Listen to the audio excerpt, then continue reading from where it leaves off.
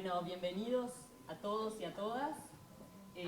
Para nosotros es un placer poder estar hoy aquí. Bueno, pedimos que apaguen los celulares porque ya escuchamos que está sonando alguno por allí.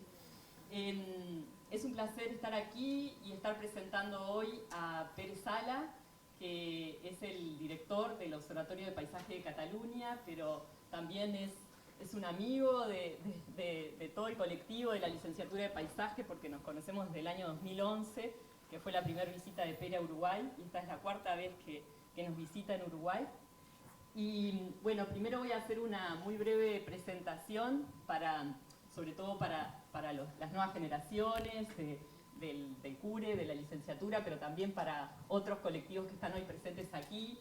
Tenemos docentes del CURE de Rocha, del CURE de Maldonado, de Montevideo, de la Facultad de Arquitectura, de muchos sitios. Y bueno, entonces quería una muy breve presentación y luego ya le doy la palabra a Pere.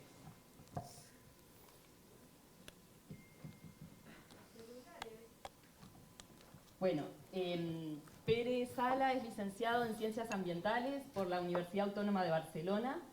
Desde marzo de 2017 es director del Observatorio de Paisaje de Cataluña. Ha sido coordinador de esa institución desde el año 2005 hasta 2017, periodo en el que ha coordinado la elaboración de los catálogos de paisaje de Cataluña. Su trabajo se focaliza en la integración del paisaje en las políticas públicas, la implementación de políticas de paisaje en Europa, la relación entre paisaje y desarrollo a todas las escalas, así como en los paisajes emergentes. También asesora al Consejo de Europa y colabora con las diversas organizaciones internacionales y con la Iniciativa Latinoamericana del Paisaje, más conocida como LALI. Es profesor asociado a la Universidad Pompeu Fabra de Barcelona y colabora con otros cursos y posgrados universitarios. Es también autor y editor de diversas publicaciones en el ámbito del paisaje. Bueno, bienvenido Pere y un placer tenerte acá con nosotros. ¿Con esto o con este? Con este. ¿Con este? Sí, este lo pago y Ahora. Buenas tardes. ¿Sí? Sí. Buenas tardes. Bueno, es un placer estar aquí de nuevo. Es como sentirse en casa, venir aquí, la verdad. Y sentirse en casa quiere decir que el paisaje ya te empieza a decir cosas, ¿no? Ya te dice cosas. Y que además hay gente maravillosa que te acoge y con la cual compartes, que es lo que hemos estado haciendo desde ayer, compartir sobre lo que nos apasiona, que es precisamente el paisaje. Y quiero agradecer en ese sentido pues, la invitación a estar aquí, a Ana, al CURE, a todos los docentes y alumnas y alumnos que hemos compartido estas últimas horas. Y lo que les voy a contar es lo que me pidió Ana. Me dice, bueno, ¿en qué están en el observatorio ahora, ¿no? ¿En qué están? Bueno, para explicar en qué están también tenemos que hacer algunos pasos atrás y mirar un poco el contexto, y es lo que voy a contar. El observatorio es este espacio de encuentro entre academia, entre profesionales, entre la administración a diferentes niveles, la sociedad civil en temas de paisaje, ¿no? De hecho, es un consorcio público que la finalidad es asesorar a la administración a los diferentes niveles, sobre todo la administración regional, que es la administración de la Generalitat de Cataluña, que es el gobierno de Cataluña, pero también a nivel provincial, a nivel local, asesorar en temas de paisaje y además concienciar. Estos serían como las dos grandes funciones, ¿no? Asesorar, colaborar y concienciar en materia de paisaje. El observatorio es este lugar donde se encuentra la reflexión teórica y la aplicación práctica al servicio de las políticas de paisaje. Por lo tanto, es un espacio de generación de conocimiento, de reflexión, pero también de acción, ¿no? Este espacio de reflexión y también de acción. Es un punto de encuentro compartido, abierto, receptivo, a medio camino entre sociedad civil, administración, como comentaba antes, sectores académicos, profesionales, en todo lo que se refiere al paisaje, a la cultura del paisaje, y esto favorece el diálogo y la mediación entre diversos puntos de vista, porque en el fondo el paisaje lo construimos entre todos y por lo tanto necesitamos construirlo a partir de diversos puntos de vista.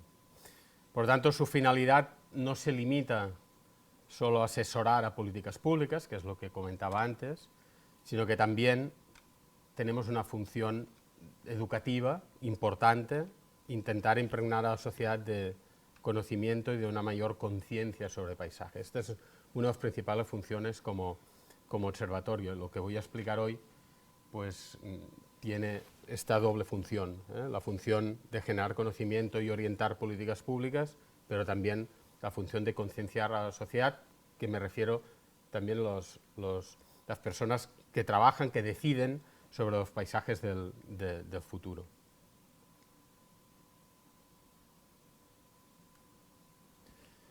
Y por lo tanto es también es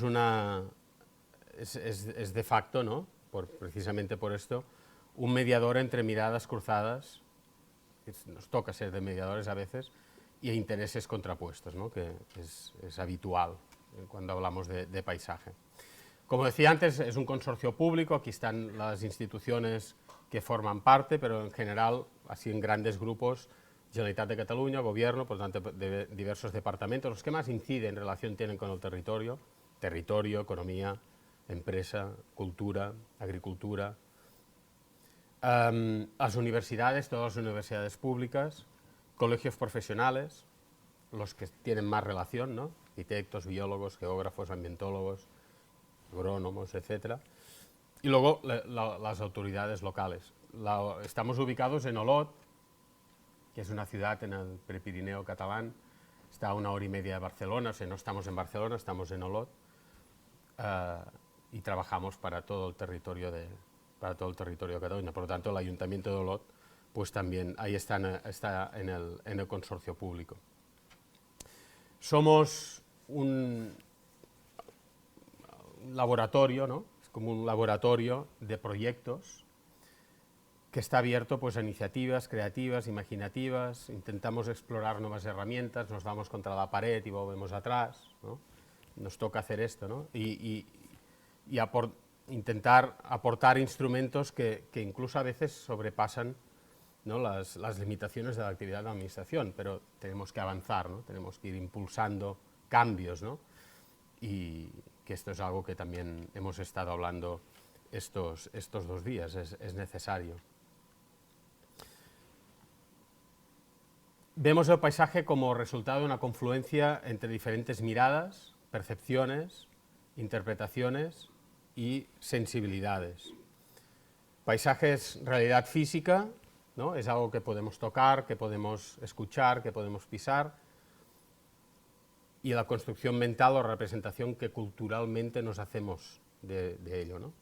Es fisonomía del territorio, con elementos naturales y antrópicos, pero a veces son sentimientos y emociones que despierta a la hora de contemplarlo. Por lo tanto, aquí está lo material y lo inmaterial, lo tangible y lo intangible. El paisaje podemos decir que tiene como 2 dimensiones. Una dimensión más individual, más personal, más íntima, más subjetiva, ya que no todos los paisajes nos atraen. No todos los paisajes nos atraen de la misma forma a todo el mundo, ¿no? Según nuestra historia, nuestra cultura, nuestra educación, nuestra experiencia en un lugar, etc. Esto determina lo que nos gusta, lo que no nos gusta de los paisajes o cómo los vivimos. Esta sería la parte más individual, pero el paisaje también tiene una dimensión más colectiva. Y esta es la que nos interesa, es donde trabajamos, ¿no? Cuando hablamos de valores del paisaje, hoy esta mañana hemos estado hablando extensamente de valores del paisaje, son valores colectivos, ¿no? Que reconocemos como comunidades, ¿no? Por lo tanto, tiene esta dimensión colectiva, que es cuando el paisaje nos envía mensajes que van a nuestro imaginario como comunidad, como sociedad, ¿no? Y esta es la parte que a nosotros más nos interesa, es la que estamos trabajando. Y por lo tanto, para entender la lógica, la idiosincrasia de los paisajes, así como para gestionarlos, ordenarlos adecuadamente, se necesitan todas estas miradas. Paisaje está lleno de significados, nos evoca recuerdos, nos despierta emociones que influyen directamente en nuestro bienestar y en nuestra salud. Y por eso, desde el observatorio, también siempre hemos intentado que en nuestras metodologías esté esta dimensión más emocional, más afectiva de las sociedades humanas hacia sus paisajes, que es algo que es indisociable de las realidades más físicas y más materiales del paisaje.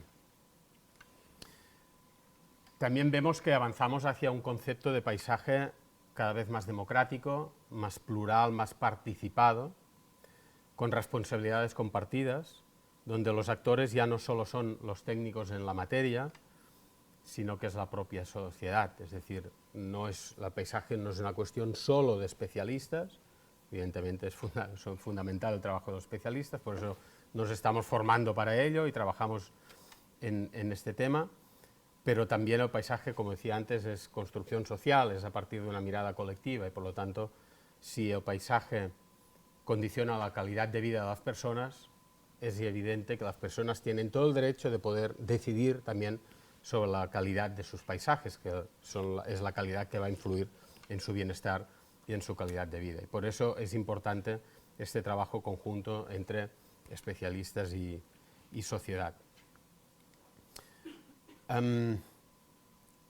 Vemos una gran diversidad de paisajes. Muchas veces asociamos la palabra paisaje a aquellos espacios más naturales, ¿no?, más reconocidos ecológicamente, con más biodiversidad, incluso más escénicos, etcétera, ¿no?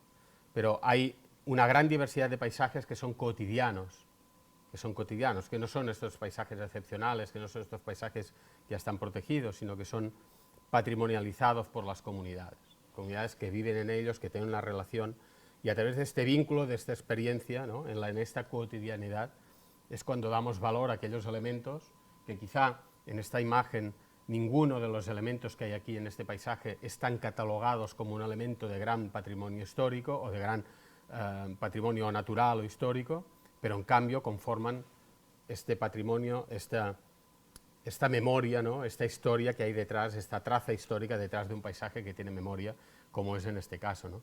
Por lo tanto, es importante dejar de lado dejar de lado solo las políticas de protección y centrarnos en que paisajes como este, que no están protegidos, pero que tienen valores naturales, históricos, etcétera, puedan empezar a formar parte como paisajes cotidianos donde vive gente, donde son paisajes productivos, pues pasen a formar parte de la cartografía mental y colectiva y potenciar, por lo tanto, unos valores que muchas veces no están suficientemente reconocidos ni institucionalmente ni socialmente. Esta es parte de nuestro trabajo, es decir, todo aquello que no está en inventarios, a veces parece que no existe, que no tenga importancia, y en cambio detrás pues hay un valor, ¿no?, o muchos valores reconocidos por la propia gente del territorio. Paisaje como concepto transversal, polisémico, y se ajusta, ¿no?, este concepto muy bien a este momento de crisis global que estamos viviendo, porque nos ayuda, ¿no?, esta visión holística que tiene el paisaje nos ayuda a encarar retos como cambio climático, transición energética, salud, bienestar, seguridad alimentaria, mantenimiento de biodiversidad, ¿no?, las grandes crisis que tenemos ahora globales, ¿no?, cohesión social, conservación del patrimonio y tantas otras, ¿no?, patrimonio tanto material como inmaterial. Y aquí viene pues el poder que tiene el paisaje, ¿eh? Es este poder integrador, ¿no?, paisaje como integrador, como catalizador de una amplia variedad de políticas y de estrategias, y por lo tanto convertido en un factor fundamental para abordar estos retos globales. Tanto es un concepto que integra muchos elementos y que por tanto nos permite dar respuesta, a partir de los proyectos que estamos elaborando entre todos, dar respuesta a estos grandes retos globales, pero también naturalmente pues, retos locales. Esto es nuestro marco normativo, institucional. Partimos de los principios del Convenio Europeo del Paisaje, que se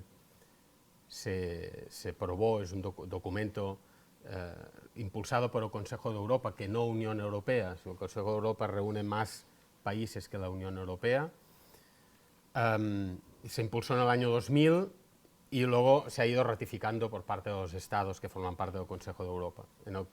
En Cataluña, por ejemplo, como comunidad autónoma, España reconoció en 2008, Cataluña tiene una ley de paisaje desde el 2005, es decir, 5 años después.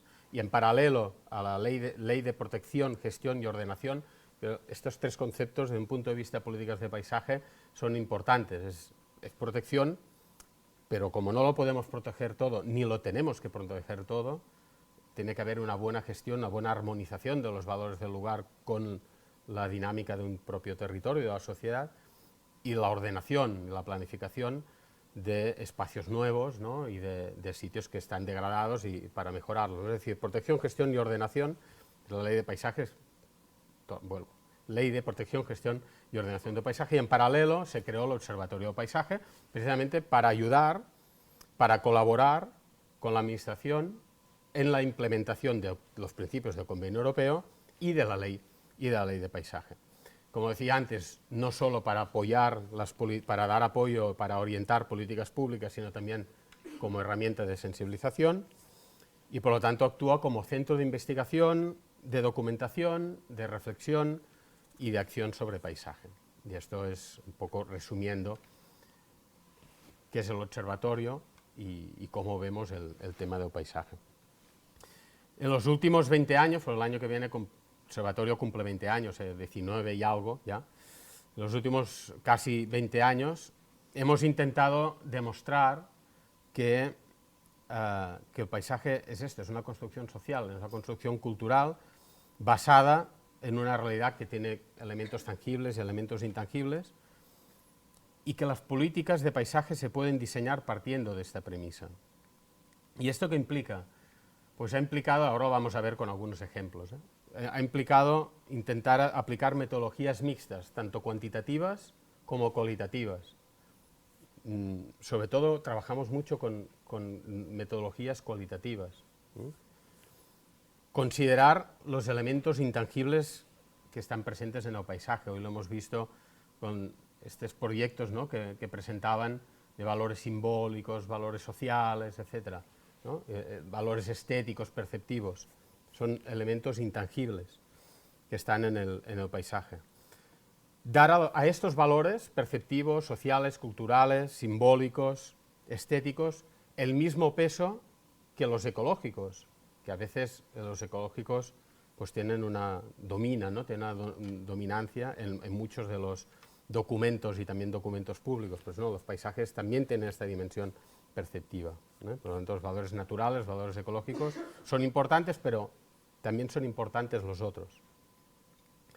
Creemos que hemos intentado también demostrar, o intentamos que existe una relación entre paisaje y democracia. Y esto viene de la relación de este trabajo de implicación ciudadana en pensar, en intentar entender y comprender cómo la gente vive su lugar y cómo lo percibe, pero también cómo lo quiere en el futuro. Intentar imaginar nuevos mapas, ¿no? Ayer estábamos con el grupo, ¿no?, con el curso de paisajes cartografiados, que precisamente lo que intentamos, ¿no?, y aquí hay un trabajo conjunto, que es de intentar imaginar nuevos mapas con nuevas variables, estas variables más emocionales, más perceptivas, que hasta ahora no se habían tenido tanto en cuenta, y menos cuando son documentos que funcionan o trabajos que van a la administración. Y ser coherentes, que también lo hemos visto hoy, ¿no?, en algún ejemplo, ser coherentes con esta concepción polisensorial del paisaje, los olores, los sonidos, etc., no solo las cuestiones más materiales. Pues bueno, defender esta perspectiva, que es lo que intentamos, defender esta perspectiva ante la administración, una administración que a veces solo valora la cuestión tangible, la cuestión más material, lo más visible, lo más empírico. Pues bueno, es complicado, sigue siendo complicado, pero intentamos avanzar en este sentido. Y voy a mostrar a partir de ahora algunos ejemplos de cómo hemos intentado avanzar en estas cuestiones y un poco ver la actividad que tiene el observatorio desde el punto de vista de generación de conocimiento, de orientar políticas públicas y de concienciar. Un primer bloque que quizás de los más relevantes, o bueno, no diré más relevantes, pero sí quizá al que dedicaré más rato, que dedicaré más tiempo, porque es la base de lo que luego de los demás, es el apoyo al despliegue de políticas de paisaje a escala territorial y sobre todo generación de conocimiento y integración del paisaje en políticas públicas territoriales. Y esto lo hemos hecho sobre todo a partir de los catálogos de paisaje. Los catálogos de paisaje, que hoy estábamos hablando esta mañana, son estos documentos que desde el año 2005 o 2006 hemos estado elaborando para todo el territorio, que caracterizan los paisajes, es un diagnóstico, los identifican, definen qué valores tienen, no definen qué valores tienen, recogen los valores que las personas atribuyen a los paisajes y a partir de estos procesos también participativos definir objetivos de calidad paisajística. La palabra objetivo de calidad paisajística, tecnicismo que viene del Convenio Europeo de Paisaje que hemos adoptado. Objetivo de calidad paisajística, al final, es decir, qué queremos para el futuro, ¿no? Qué propuestas tenemos para el futuro. Estos documentos son importantes porque es conocimiento, ¿no? Antes de actuar necesitas conocer. Antes de actuar en un lugar, en un territorio, es importante entender este territorio. Y desde la perspectiva de paisaje intentamos entenderlo pues, desde estas dimensiones más materiales, más intangibles que comentaba antes, ¿no? No es una lectura territorial a partir solo de los usos del suelo, no es una lectura desde el punto de vista de la vegetación solo, sino que es una mirada de paisaje en su sentido amplio. Y esto se ha hecho en 8 territorios, ¿no? Por lo tanto tenemos 8 catálogos de paisaje, el último de los cuales está ahora en proceso de aprobación pública. Está ahora en consulta pública, si entran a la web del observatorio la podrán ver, se puede bajar todo y es un catálogo además, para quien conozca, ¿no? los catálogos que he hechos hasta ahora, es un catálogo que da unas vueltas más a la metodología y es más detallado, trabajo más profundo con el propio territorio, que es el del Penedès, que es esta zona de aquí. Este es el último. Bueno, unos primeros resultados y de los más relevantes, y luego van a ver por qué, es el mapa de unidades de paisaje, ¿no? Aquí tenemos territorio de Cataluña y esto no son municipios, no son comarcas, no son provincias, no son demarcaciones, son paisajes. Paisajes que en el fondo los paisajes no tienen límites, porque ¿qué quiere decir? ¿Que estás aquí, das un paso y estás en otro paisaje? No, hay una continuidad, pero por la ley de paisaje y por las políticas territoriales se obligaba a hacer estas unidades y por eso hay estas líneas que parece que tengamos paisajes con límites, pero evidentemente no hay, ¿no? Pero es una forma de representar una diversidad, aquí hay una diversidad. Por lo tanto, estamos no delante de tipologías de paisaje, no es campos de secano, bosques de ribera, etcétera, sino que son áreas, ¿no? Son áreas que estructuralmente, que funcionalmente, que experiencialmente son coherentes y que por lo tanto le puedes aplicar unas políticas concretas, tanto de protección como de gestión, como de ordenación. Y además creemos que son la base para aplicar estas políticas y para pensar proyectos en el territorio, sobre todo a escala local y a escala supramunicipal. Son también, porque esto es a partir del cruce, ¿no? de vegetación, relieve y tal, pero también del sentido de pertinencia a la población, de cómo la gente se relaciona con el territorio, y por lo tanto son espacios de vida cotidiana, ¿no? Son espacios de vida en torno a un paisaje vivido, un paisaje percibido por parte de la gente del lugar.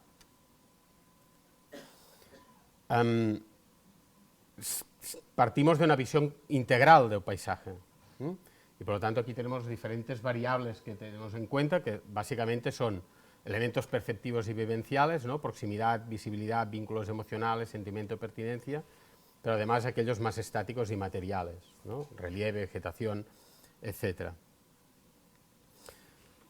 E intentamos también que no estamos hablando, como decía antes, y por eso no utilizamos tanto metodologías cuantitativas, no hay una jerarquización del paisaje, no hay paisajes 10 y paisajes 5, no hay paisajes mejores que otros, ¿eh? sino sino que todos los paisajes, no hay paisajes mejores, no hay paisajes peores, sino que simplemente hay paisajes diferentes. Estos cromatismos, ¿no? Estas manchas de diferentes tonalidades no implican más intensidad, menos intensidad, es simplemente una forma de representar una diversidad. Al final, esto implica una visión completamente nueva del territorio. No es una división político-administrativa, como decía antes, sino que es un mapa construido a partir de espacios de vida y de sentido del lugar de la población. Incluso los nombres son nombres, ¿no? Son unidades bautizadas a partir de los nombres que la gente le da a los lugares. También es una forma que un mapa que tiene una componente técnica importante, científica, etcétera, acercarlo a la población, si utilizas nombres que no son nombres muy técnicos, sino que son los nombres que la gente dice a sus lugares, ¿no? Por lo tanto, el mapa plasma el imaginario paisajístico de una sociedad y, por lo tanto, siendo un imaginario paisajístico, esto lo convierte en un instrumento no solo útil para la administración, sino también para la sociedad civil. Y aquí nacen pues, iniciativas de diferente tipo en esta dirección, desde ONGs, desde el mundo del arte, etc.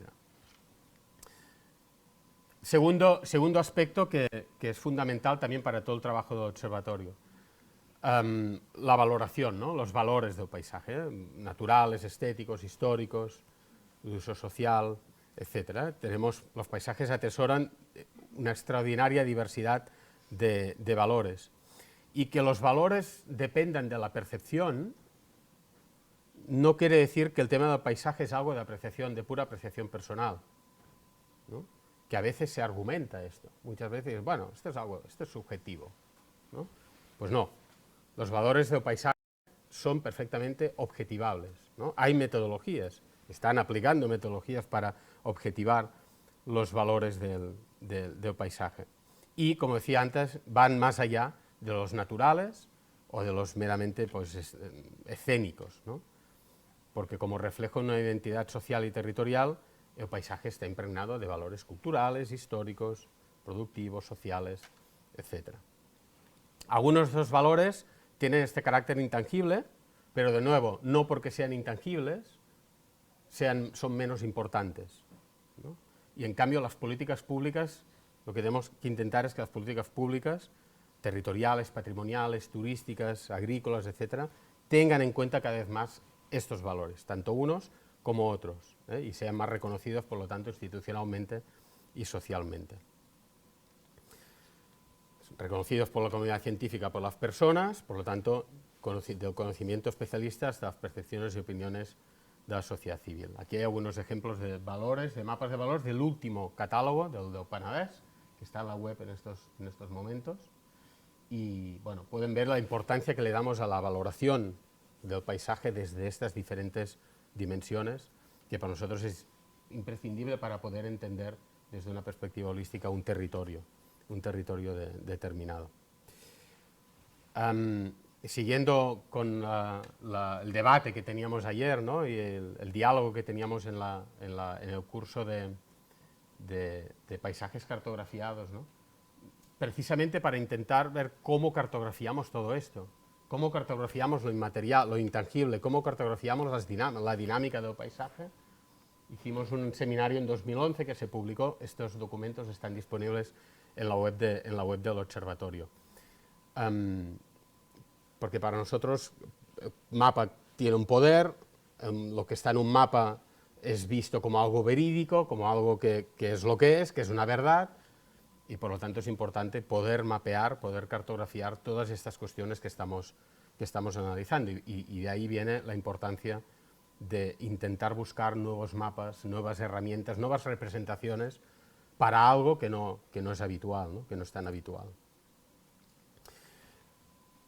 Esta imagen, que de hecho la hemos visto antes, pero la pongo ahora en otro contexto, a raíz del catálogo del Penedès, nos dimos cuenta, a partir de la participación ciudadana, que había unos paisajes que a la gente no les gustaba, ¿no? Que consideraban que eran espacios pues, que estaban degradados y que contrastaban con la calidad del paisaje de otros lugares, ¿no? La percepción de los cambios en las infraestructuras, la percepción de los cambios en los pueblos, alrededor de pueblos y ciudades, polígonos, áreas económicas industriales, las urbanizaciones, es decir, estos asentamientos más dispersos, que a veces están colgados por la montaña en medio de bosques, con riesgo de incendios, desconectados, etc. Fíjense que en estas encuestas vimos cómo la valoración era negativa. Y aquí ideamos un mapa, por tanto, fue a partir de esto que nos dimos cuenta que quizá valía la pena hacer un mapa que nos permitiera mostrar y representar casi como el negativo de los valores. Esto lo comentamos esta mañana, disculpen los que ya lo hemos debatido, pero creía que era importante mostrarlo igualmente, ¿no? Este es un mapa que no es de valores, es precisamente... Lo que pasa es que le hemos titulado mapas de espacios en tensión, esta tensión, ¿no?, que existe social, territorial, aquello que no se percibe como algo positivo, pero a la vez es un espacio de oportunidad, ¿no? Las canteras las podemos convertir en otra cosa, ¿no? Las podemos restaurar o pueden ser nuevos escenarios para otras cosas. Tenemos ejemplos en todo el mundo, no hace falta poner ejemplos. Estos espacios que se urbanizaron, que se planificaron hace 10, 15 años y con la crisis económica al final pues no se desarrollaron, como estos espacios de aquí, que tenemos muchos, son espacios que ya han dejado de ser agrícolas, no son productivos, en un territorio como el nuestro, que hay muy poca agricultura, que es estratégica la agricultura, teniendo en cuenta la superficie del territorio, porque tenemos un 65-70% de bosque, en cambio la agricultura ha ido a menos. Por lo tanto, tenemos muchas hectáreas que han quedado así, que no están ahí expectantes, ¿no? Y por lo tanto es un espacio en tensión. Aquí podría haber unos grandes retos que tenemos ahora, es la transición energética, y por lo tanto las placas fotovoltaicas, que muchas veces se colocan en espacios muy productivos, reduciendo la productividad de la poca zona agrícola que hay, relativamente, se podrían poner aquí. Lo que pasa es que a veces la normativa no lo hace fácil, ¿no? Y en cambio son espacios que les podemos dar un significado diferente, se pueden restaurar, pueden volver a ser viñas, pueden volver a ser cultivos de cereales, pueden ser espacios para otras cosas, ¿no? O infraestructuras que han quedado ya abandonadas. Es decir, todos estos espacios que han quedado como degradados, que no sabes muy bien qué es, que son caóticos, que no se entienden, que están en tensión, edificios abandonados y muchas más cosas que pueden ver en esta leyenda que vamos actualizando, las hemos intentado poner en un mapa, pero pensando, evidentemente son espacios percibidos como negativos, pero que son espacios de oportunidad para proyectos, ¿no? De ahí pueden salir proyectos muy interesantes o nuevas gestiones, nuevos significados, nuevas identidades en estos lugares. O incluso intentar cartografiar los paisajes que queremos. Sí, ya no es solo cartografía de lo que hay, sino cartografía de lo que queremos que sea en el futuro, ¿no? Este es un mapa que también es la primera vez que lo hacemos, mapas de objetivos de calidad paisajística, intentando, ¿no?, poner ahí lo que son los valores, las dinámicas, intentando relacionarlo con los objetivos de futuro del territorio. Estos son mapas, este documento, los catálogos de paisaje, creo que no lo he dicho y es importante, que he dicho que era un documento de caracterización, pero ¿caracterización para qué? Para las políticas territoriales, es decir, este es un documento que el gobierno acaba aprobando porque se dice la ley que se tiene que introducir en las políticas, en los instrumentos de ordenación territorial y urbanística, ¿no? Por lo tanto, ahí, bueno, esta es la aportación que se hace desde el paisaje, ¿no? Esta metodología está recogida, bueno, lo he resumido en 5 minutos, pero aquí tenemos el mapa, el libro que explica la metodología de los catálogos. Sí que hay cosas, por ejemplo, los nuevos mapas y algunas nuevas reflexiones del catálogo del Penedès no están aquí, porque este libro ya tiene unos años y el Penedès lo hemos terminado ahora, es decir, estos últimos mapas no están aquí, pero bueno, está al 90%, más o menos, de los catálogos. Los catálogos se publican, importante, ¿no? Aquí tenemos la parte técnica, la parte que va a orientación de políticas públicas, ordenación del territorio, turismo, etcétera, pero luego la parte pedagógica, la parte didáctica, la parte de sensibilización. Todos estos documentos, como los que veíamos hoy, ¿no?, en la zona que estaban analizando, tienen un potencial, tienen un poder muy grande desde un punto de vista de pedagogía, de sensibilización, de concienciación, ¿no? Y esto es lo que intentamos hacer, y estos libros se reparten pues en ayuntamientos, en bibliotecas, etcétera.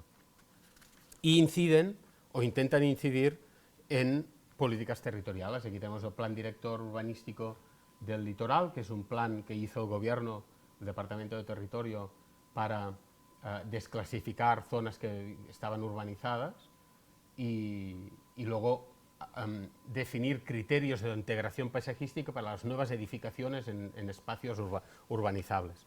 Y aquí pues, se tienen en cuenta las unidades de paisaje, por lo tanto el carácter, ¿no? En el fondo lo que buscamos es el carácter de cada lugar. Esta palabra es importante, ¿eh? Cuando hablamos de caracterización es carácter, ¿no? Todos los paisajes tienen un carácter, una personalidad, una idiosincrasia definida por estos elementos, ¿no? Vegetación, relieve, pero también la parte más emocional. Y por lo tanto, cualquier cosa que hacemos en el territorio es importante antes saber qué carácter tiene, ¿no? Cómo es. Y bueno, este es un ejemplo de ya intento desde la planificación territorial de incorporar los aspectos que están en los catálogos. O por ejemplo, a una escala menor, una nueva bodega en esta zona, pues aquí tenemos un mapa de unos valores y por lo tanto cualquier intervención ya más de proyecto, ¿no? Pues tiene que tener en cuenta que está en un lugar determinado, con un carácter determinado, con unos valores, con unas características determinadas. Tanto es un marco de trabajo para diferentes escalas. También intentamos, como, bueno, nos salen retos, a medida que vamos avanzando, nos salen retos y aquí tenemos un ejemplo de un seminario que organizamos en 2010 sobre paisajes de periferia y también su publicación, que el libro está disponible en la web. Es decir, a medida que vamos avanzando en los métodos, a medida que vamos avanzando en estos estudios o cuando se nos plantea algunas cuestiones y algunos retos, muchas veces lo vinculamos, montamos un seminario, unas jornadas, debatimos sobre el tema y si podemos, desde un punto de vista de recursos económicos, de tiempo, etcétera, pues luego sacamos el libro. Estos son ejemplos de libros que hemos ido publicando fruto de seminarios, deshacer el territorio, ¿no? Empiezan a haber proyectos de desurbanización, ¿no? De deshacer, ¿no? Territorios que habían sido urbanizados, sobre todo en la costa, ¿eh? Por lo tanto, hicimos un seminario para tratar estas cuestiones y realmente mirando también ejemplos de otras partes del mundo, ¿eh?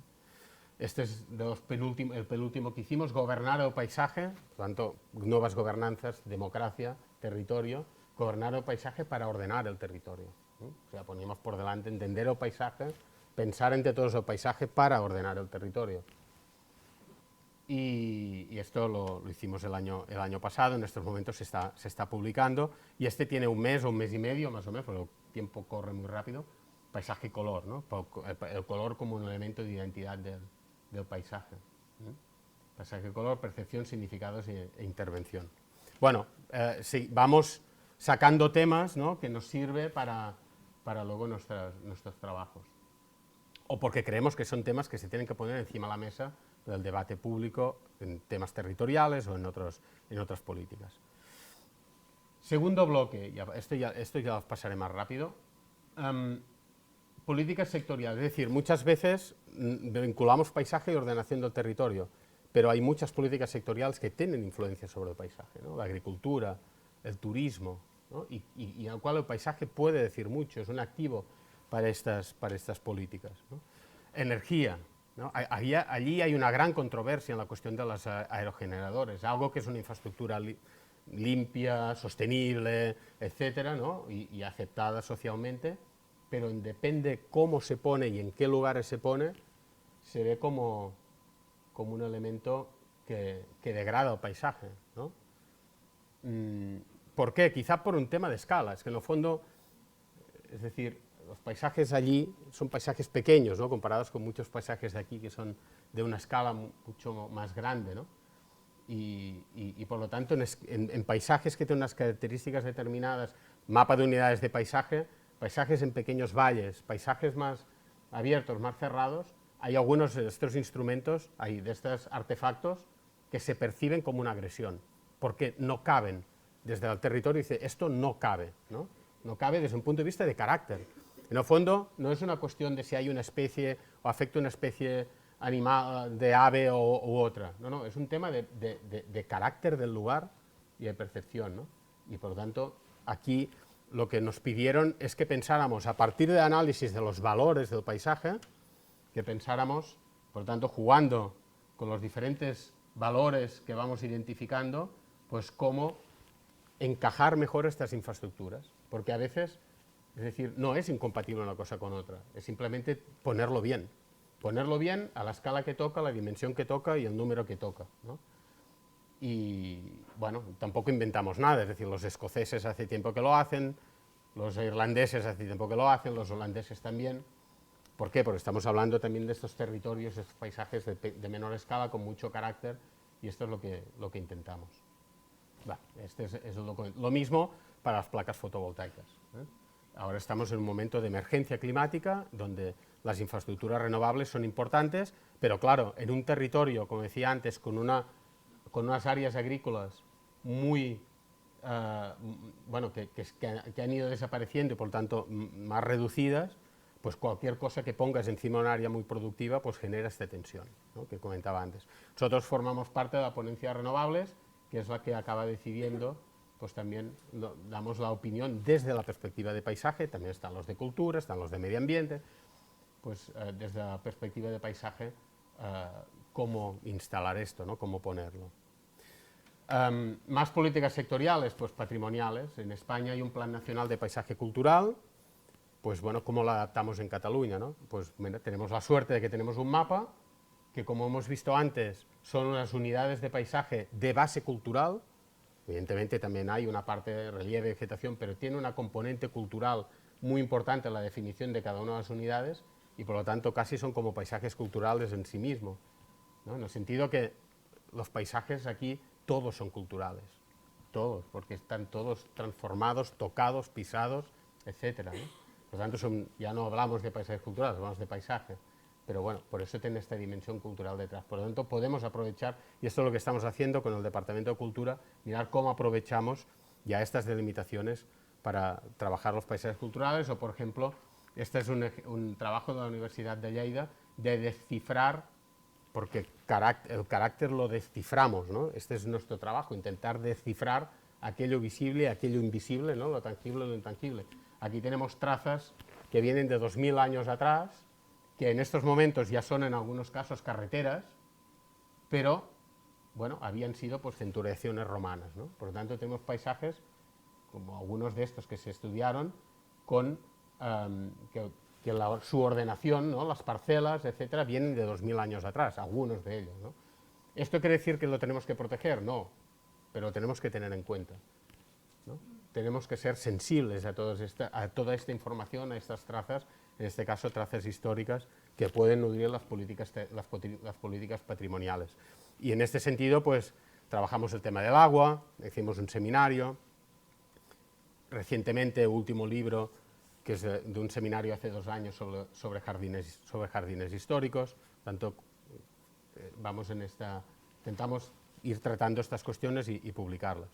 Infraestructuras, ahora hay una infraestructura planificada cerca del observatorio, en Olot, en la Vall d'en Bas, que es un paisaje muy singular. Todos los paisajes son importantes, ¿no? Hay algunos que quizá tienen más singularidad. Este es un paisaje muy singular y por lo tanto se tiene que ir con mucho cuidado cuando metemos algo aquí, ¿no?, una carretera. Y aquí nos han pedido que ayudemos a encajar esto, ¿no? No sé si sabremos hacerlo o no, pero hay un equipo, hay unos profesionales detrás, pero bueno, intentamos dar. Nosotros no tenemos la capacidad de decidir sí o no. Nosotros orientamos, generamos conocimiento, damos ideas. Esto es importante, ¿eh?, que intentamos generar esta cultura de paisaje para que cosas que son proyectos que ya vemos que van a degradar el paisaje, pues bueno, no pasen en un futuro, ¿no? Intentemos que ir aprendiendo. Y esto es un ejemplo de, bueno, vamos aportando nuestro granito de arena e intentar que esto se haga cuanto mejor, pues mejor, ¿no? O, por ejemplo, siguiendo con las carreteras, ¿no?, y esto es algo que creo que aquí también han trabajado, ¿no?, las carreteras paisajísticas, intentamos ver cómo algunas carreteras, de la red de carreteras, sobre todo las menos transitadas, más pequeñas, las que puedes compatibilizar no solo en coches, sino también en bicicleta, otras movilidades, ¿no? más suaves, y que cruzan paisajes, nos pueden ayudar a entender, a comprender, a vivir y a disfrutar de la diversidad de paisajes, esta diversidad que comentaba antes y de todos estos valores que hemos ido identificando. Y por lo tanto, a partir de estos mapas que hemos visto de los catálogos, nos ha permitido dibujar carreteras, ¿no? Que algunas de las cuales forman parte ya en estos momentos de una cosa que se llama Grand Tour. No tanto Grand Tour, sino Grand Tour serían las que se ven más y las que son unas rutas para hacer en diferentes días, pero por aquí no se ve muy bien la imagen, pero aquí están las carreteras paisajísticas, estos tramos que intentan, pues eso, intentar ver que la carretera nos puede ayudar no solo a desplazarnos, sino a entender un territorio e incluso generar dinámicas económicas en algún lugar, ¿no? Y por lo tanto, cada vez más son las instituciones, los sectores económicos que ven en el paisaje un activo, ¿no? Y este es un ejemplo claro, ¿no? Desde la perspectiva del turismo. Ven el paisaje como un activo para el desarrollo y que se inspiran muchas veces estas iniciativas o utilizan el paisaje como fuente de inspiración, ¿no? Los valores del paisaje como fuente de inspiración. También hicimos un seminario, un libro, ¿no? O sea, la carretera en el paisaje. Este es otro ejemplo, este es más reciente, precisamente en esta línea, ¿no? De ver cómo vincular enogastronomía, ¿no? Que sería el turismo, que es un tipo de turismo que se está potenciando en Cataluña, ¿no?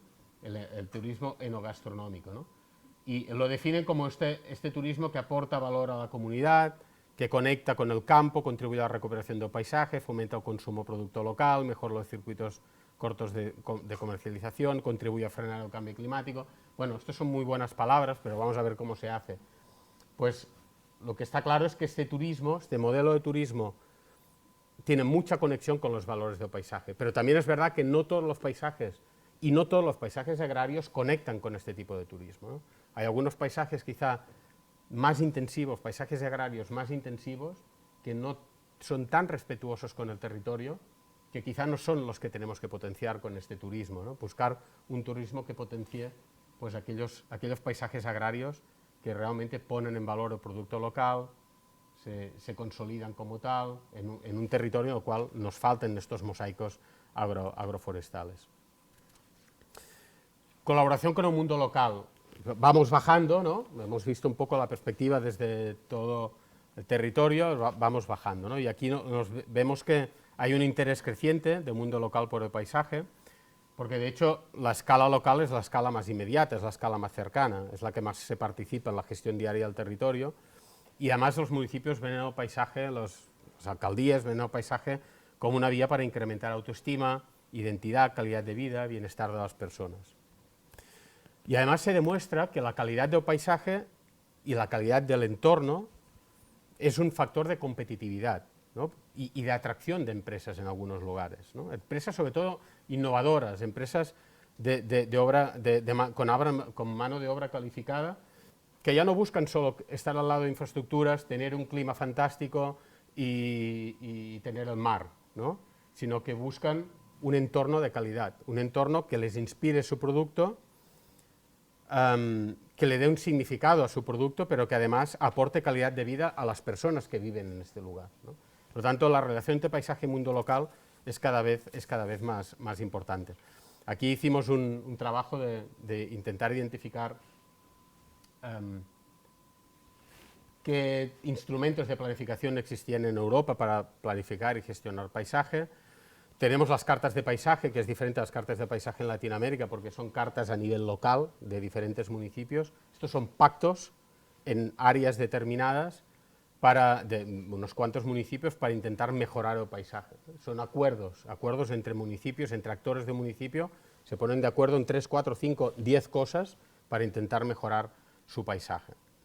Este es un caso bastante peculiar porque es un paisaje transfronterizo, la frontera pasa por aquí, más o menos, pero es el mismo paisaje, por lo tanto, un mismo paisaje que comparte inquietudes, que comparte valores, que comparte problemas, pero no comparte gestión, porque son dos estados diferentes, ¿no?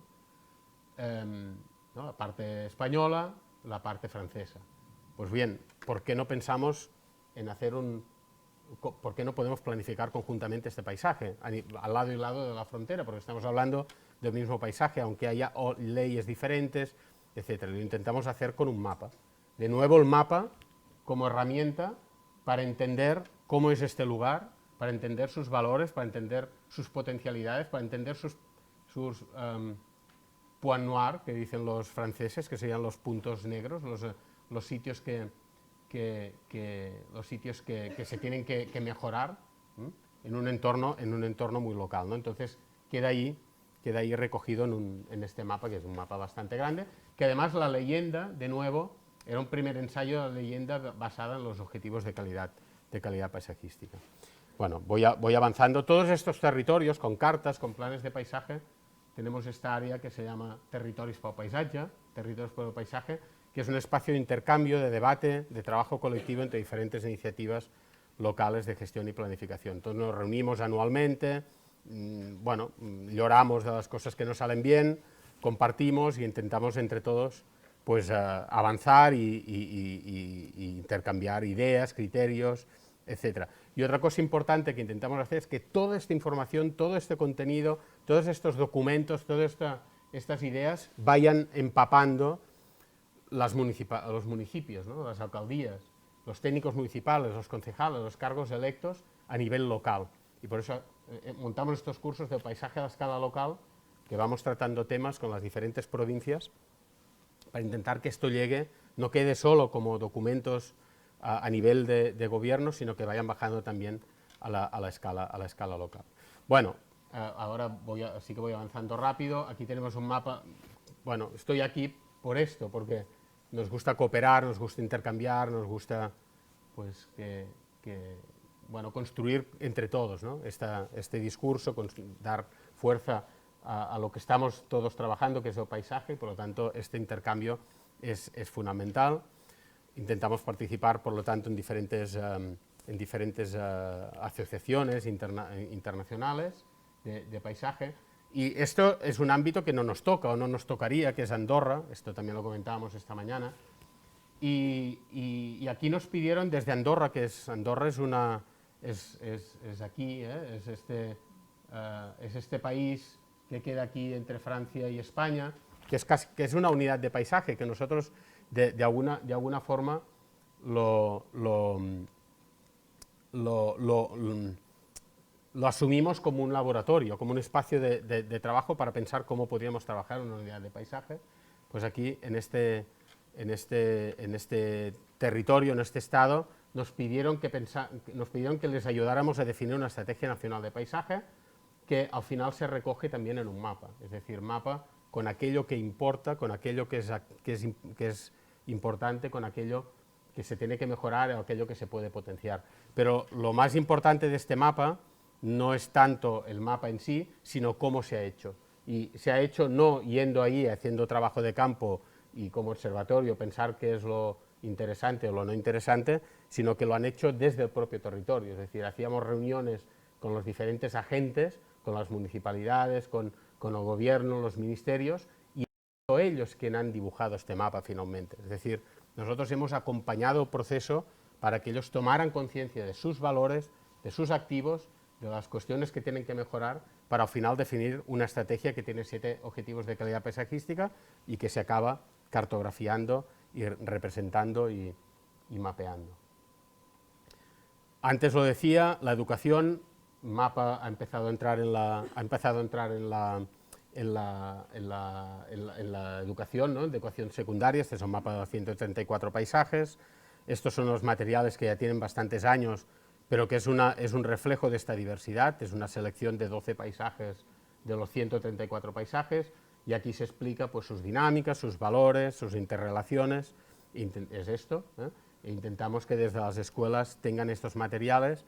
Por lo tanto, como observatorio nos toca, y es parte de nuestra función, por una parte, insisto en esto, generar el conocimiento que oriente las políticas públicas a diferentes escalas, pero además que conciencie y que eduque a la población. Y aquí este es uno de los últimos talleres que hacemos desde el propio observatorio. Este es el centro de documentación del observatorio, que se transforma casi en una escuela a veces cuando vienen los alumnos, para intentar pensar pues bueno, cómo puede crecer un pueblo a partir de sus valores, cómo podemos instalar estas energías renovables, qué puede pasar en un río determinado, etcétera. Y esto es lo que trabajamos con los niños en estos talleres. De nuevo, nos ha ayudado el hecho de poder reflexionar en seminarios, tenemos un libro sobre este tema, y además es fundamental la educación primaria y secundaria, pero es fundamental la educación universitaria, evidentemente, y colaboramos con diferentes grados, grado de paisajismo, que es relativamente nuevo en Cataluña, másters, posgrados, etcétera, diferentes universidades, pues colaboramos en clases, materiales, proyectos, etcétera. Aquí se ha ido generando un corpus de información y conocimiento bastante importante, que lo hemos, a partir sobre todo de los seminarios, ¿no? He enseñado algunos seminarios, ¿no? El de educación, el de franjas, el de etcétera, pero hay más, ¿eh? Paisaje y salud, paisaje, patrimonio industrial, etcétera. Paisaje como bien común, paisaje creatividad, bueno, todo esto son... Y uno de los últimos seminarios que hicimos, que de hecho lo hicimos en medio de la pandemia, fue todo telemático, es este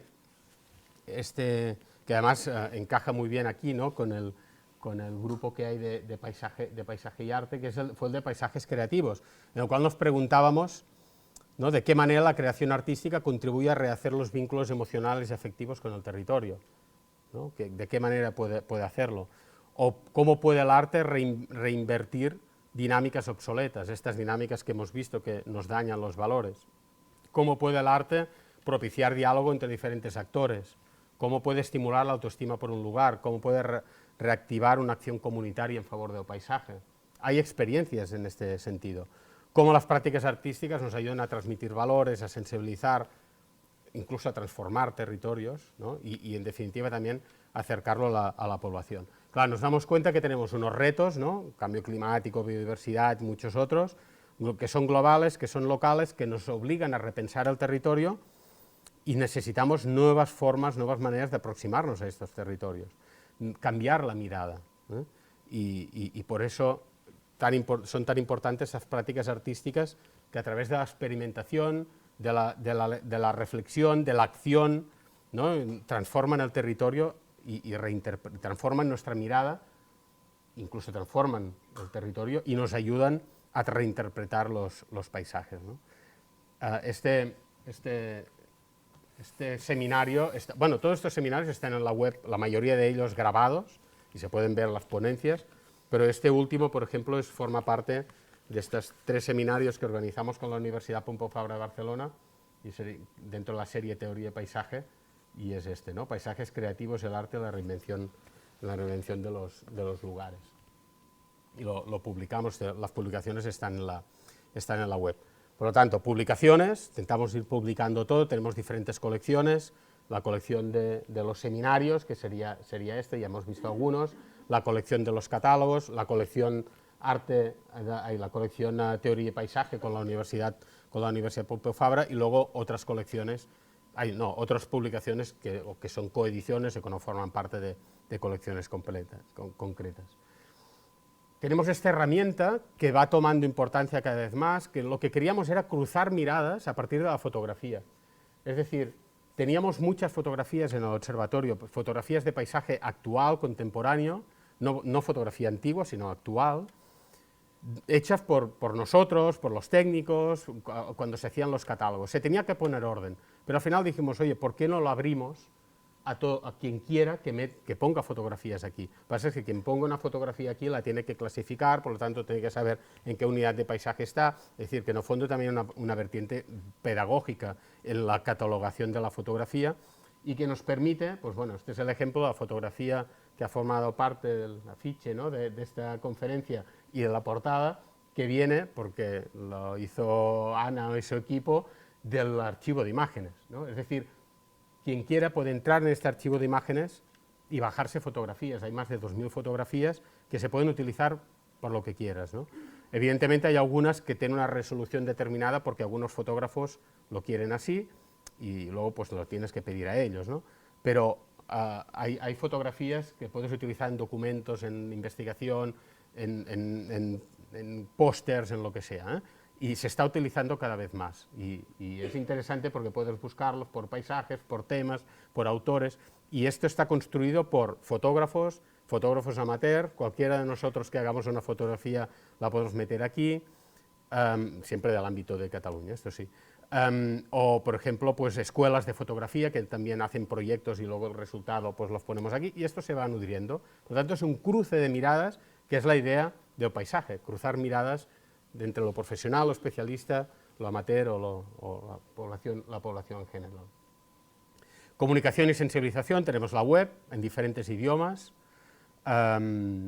tenemos 3 boletines, el boletín paisaje, el boletín que son noticias, novedades, todo esto es gratuito, es entrar en la web, te puedes suscribir, te pone aquí suscríbete a los boletines, un dietario de paisajes semanal que con noticias de paisaje que van publicándose en medios de comunicación, o agenda de paisaje donde están pues, conferencias, jornadas, presentaciones de libros, evidentemente, pero no solo de allí, sino de todo el mundo. Intentamos que cuando nos mandan, ¿no?, que además aquí están muy activos, cuando nos mandan congresos, etcétera, que se están organizando o en Uruguay o en Latinoamérica en general, intentamos meterlo aquí porque sabemos que es un punto de referencia este boletín y la parte de la web sobre la agenda de paisaje. Un vídeo que explica para los niños o no tan niños qué es el paisaje, qué entendemos por paisaje, ¿no? Naturaleza, cultura y tiempo, más tiempo es igual a paisaje, o paisaje es de todos, paisaje somos todos. Y esto es algo que explicaba también esta mañana, que es la red, hay una red local de televisiones que a través de una productora ha hecho un programa de 30 minutos para cada uno de los 134 paisajes. Claro, esto tiene una fuerza a nivel de comunicación muy, muy grande. Es decir, nosotros no tenemos el lenguaje del periodista divulgativo, lo tienen ellos, lo tienen los periodistas profesionales que se dedican a ello.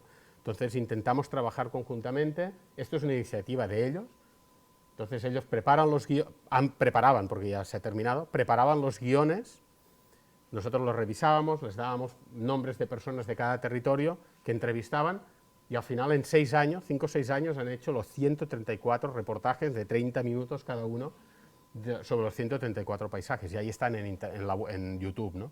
Bueno, esto es potente, la verdad, es algo que a veces no somos conscientes, pero que nos ayuda. Claro, nosotros los observatorios somos muy pocos, no podemos hacer grandes campañas de sensibilización, tenemos que aliarnos, ¿no?, buscar estas alianzas con las personas que saben comunicar.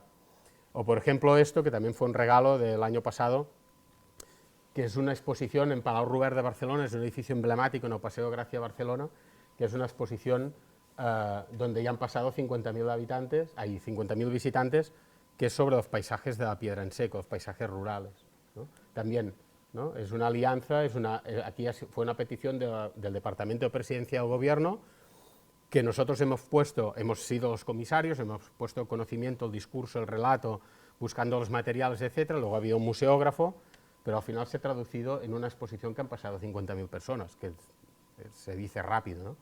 Y la verdad es, bueno, esto no estaba en el plan de trabajo del año pasado, pero cuando nos vinieron en el mes de enero, porque el plan de trabajo lo aprobamos en diciembre, nos vino en el mes de enero la directora general de difusión y nos propone hacer esto, es que no puedes decir que no. Entonces tuvimos que dejar de lado algunas cosas del año pasado, muy pocas, dejar de lado alguna cosa, porque esto tenía una fuerza muy importante para poder transmitir estos valores que están luego en los mapas y todos los documentos que comentaba antes, ¿no? Y este es un proyecto que quizá ya conocen, que se llama Wikipedra, es jugar con el concepto de Wikipedia.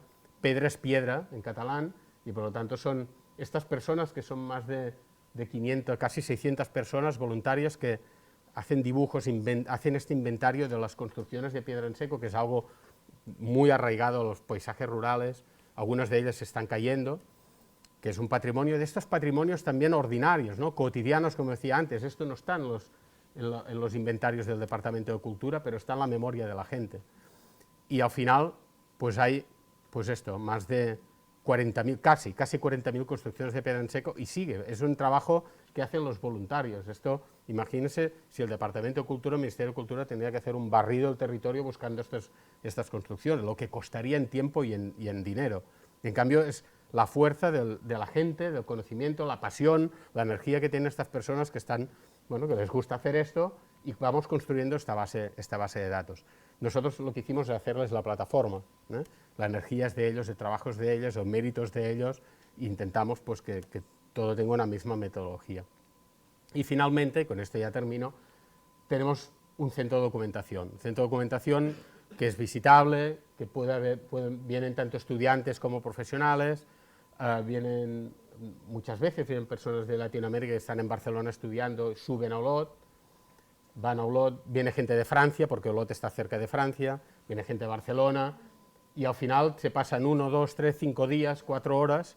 Aquí hay muchos libros, más de 4.000 documentos sobre paisaje, exclusivamente sobre paisaje y arte, paisaje y jardines, planificación, paisaje y turismo, paisaje y fotografía, pero siempre es paisaje, es de los pocos centros de documentación especializados en paisaje, y seguimos ahí en esto porque bueno, se está convirtiendo en una referencia en cuanto a visita, ¿no?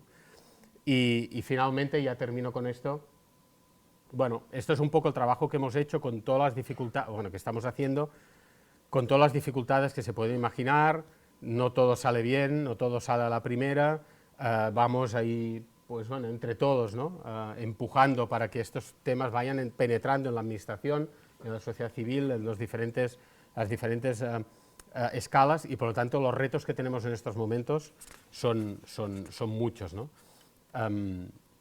Colaborar y asesorar, ¿no? Las autoridades a todos los niveles, esto es nuestra función, generar conocimiento de metodologías y promover el intercambio entre gobierno, academia, profesionales de sociedad civil, consolidarse como este punto de encuentro entre amplios sectores de la sociedad, que son los que he comentado ya desde el principio, fomentar estos espacios de diálogo y cooperación, y sobre todo entre esfera pública y privada, que es muy complicado, detectar y promover temas emergentes, ¿no? y lo hacemos esto con los seminarios, con conferencias, con publicaciones, y los que son emergentes y creemos que son prioridades, intentar meterlos en la agenda pública, la agenda política, promover la formación, iniciativas de educación, campañas de sensibilización, es decir, este es uno de los principales retos, consolidarnos como centro de investigación y documentación. Detrás de cada uno de estos proyectos hay una parte de investigación, ¿sí?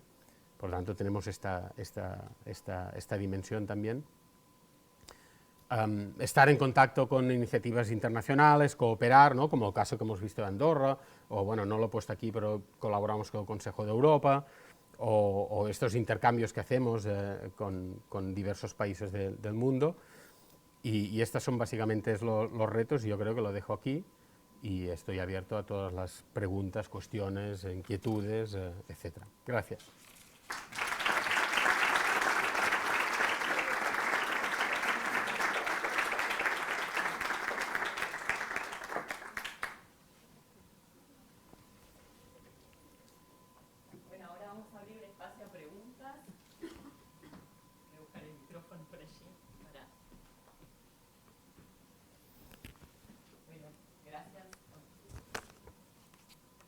Nuevamente por la lindísima presentación, y ahora abrimos un espacio de preguntas. Simplemente levantan la mano y voy con el micrófono y me acerco para que se pueda escuchar. Preguntas, comentarios, reflexiones, lo que quieran. Tenemos una media hora como para eso. Carla, estudiante de la licenciatura.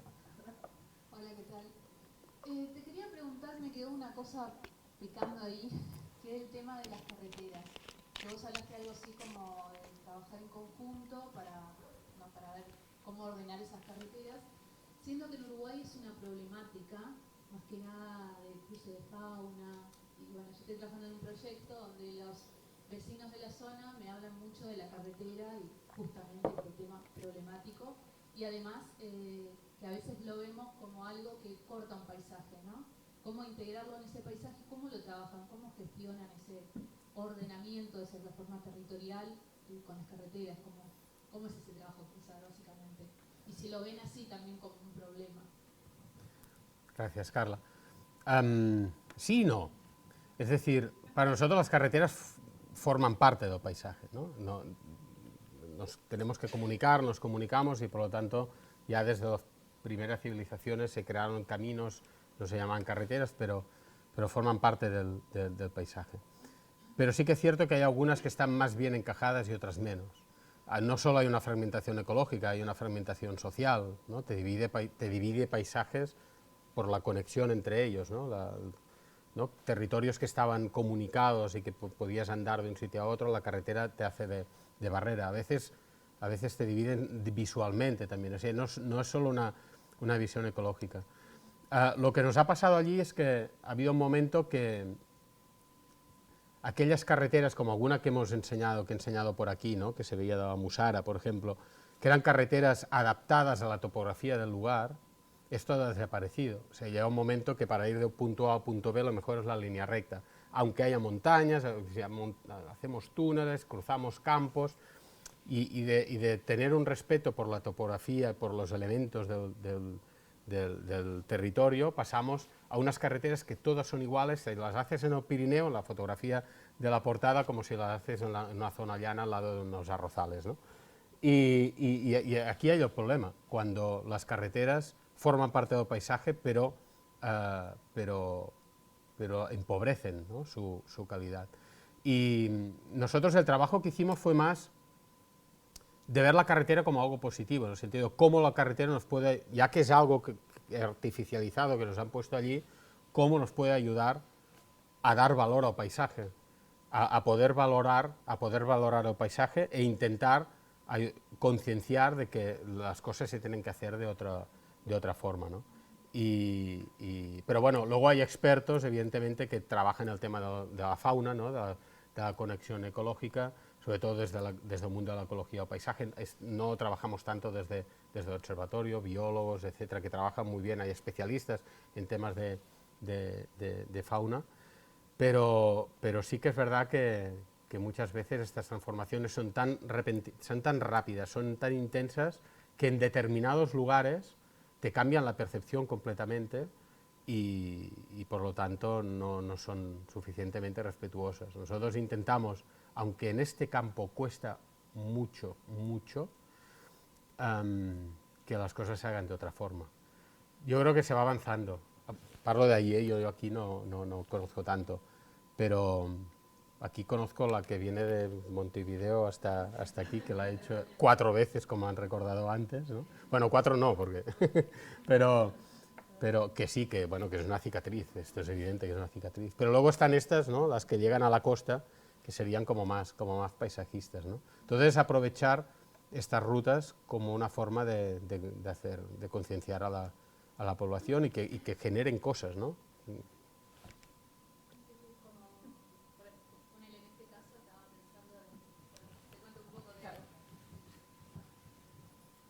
Estaba pensando un poco las formas que se me venían a la mente, bueno, ¿cómo hago con esto que ya está acá? Y bueno, la idea de esto que capaz que está un poquito pillado, pero cambiar la velocidad, por ejemplo, que sea como, bueno, vayamos más lento. La otra es generar, que he visto en varios lugares, estos puntos de bueno, parar a observar el paisaje.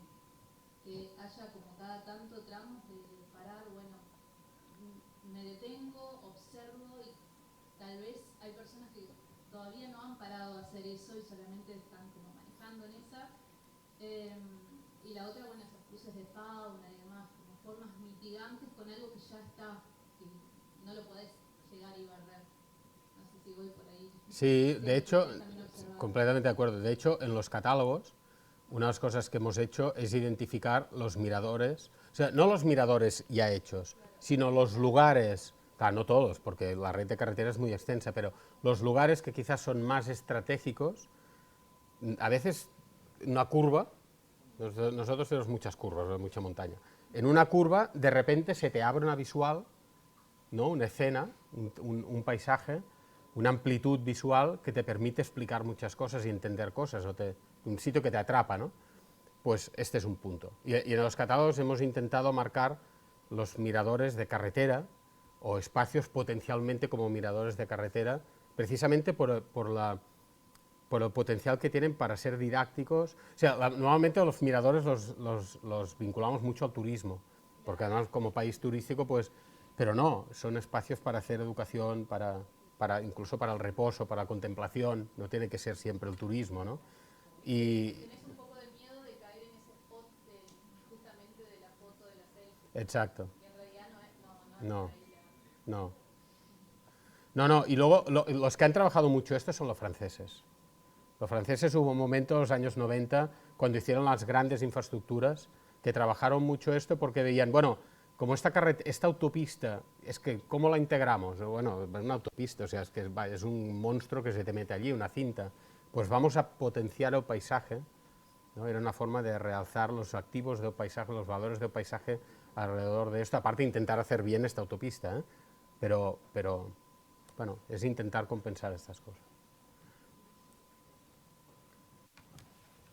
Gracias, Carla. ¿Alguien más que quiera hacer alguna pregunta, comentario? Capaz que mínimamente se presentan y ahí hacen la consulta. Bueno, mi nombre es Diego, en realidad estoy arrancando con la carrera de paisajismo. Capaz que la pregunta quedo medio pegado con la pregunta, pero no, bueno, pegado acá en Uruguay que quedo medio en offside, bueno, no offside, sino no, me llamó mucho la atención el tema de los 134 paisajes que fueron filmados por periodistas. Y bueno, y tú comentaste que en los paisajes que tenemos acá se manejan otras escalas. ¿Cómo se dividían los paisajes, esos 134? ¿Con qué criterios se dividen en sí? Esa es la pregunta que me quedó como ahí me quedó ciego. Sí, porque lo he explicado, gracias Diego, lo he explicado muy rápido, ¿eh? O muy rápido, muy en general, porque no podía profundizar. Las unidades de paisaje, o paisajes, para entenderlos les llamamos paisajes,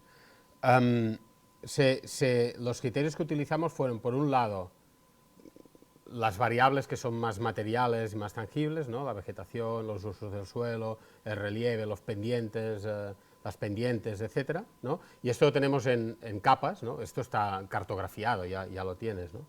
Y por tanto, a partir de aquí, la geología, todos estos aspectos. Pero luego utilizamos otras variables, ¿no?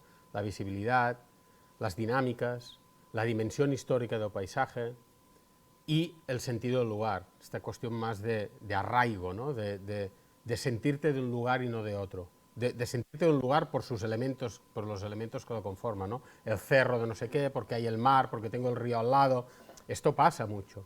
Y en un territorio muy diverso, como es aquel, genera muchas identidades. Si tú rápidamente íbamos a los procesos participativos, traíamos un mapa blanco y la gente dibujaba sus paisajes de referencia.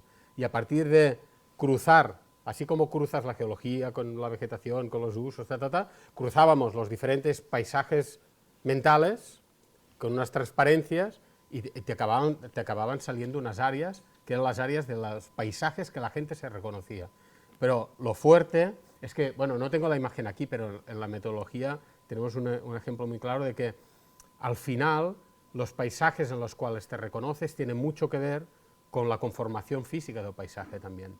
Y por eso coincidieron muchísimo los mapas más perceptivos con los mapas más, ¿no?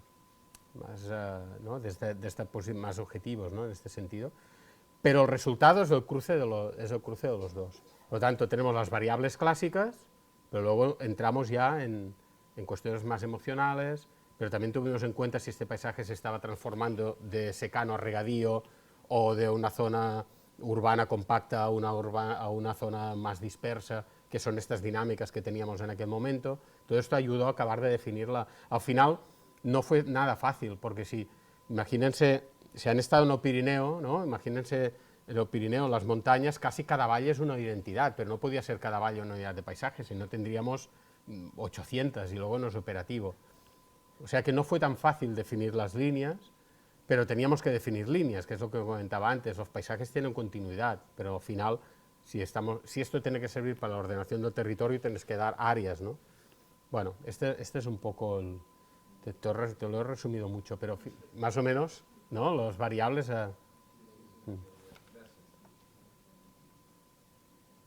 aquí atrás había otra pregunta. En el fondo, perdona Diego, en el fondo en una área de paisaje, en una unidad de paisaje, hay heterogeneidad.